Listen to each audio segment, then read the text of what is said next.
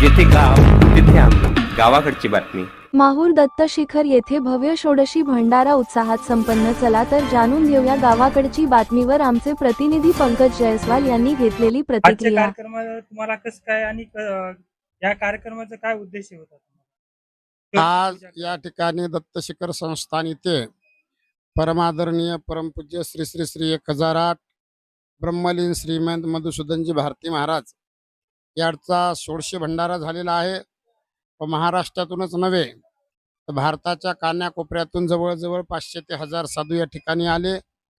आज या कार्यक्रमामध्ये अनंत विभूषित आचार्य महामंडलेश्वर स्वामी श्री अवधेशानंद गिरीजी महाराज यांचा 10 ते 12 प्रवचनाचा कार्यक्रम झाला.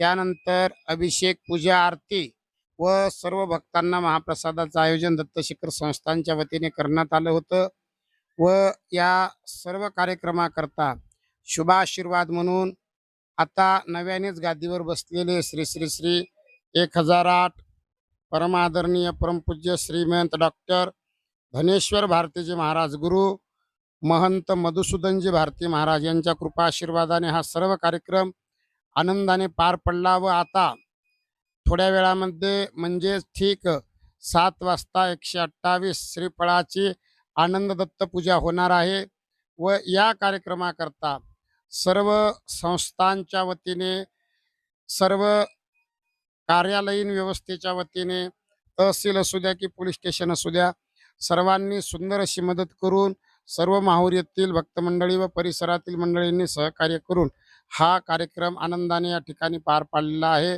गुरुदेव दत्त.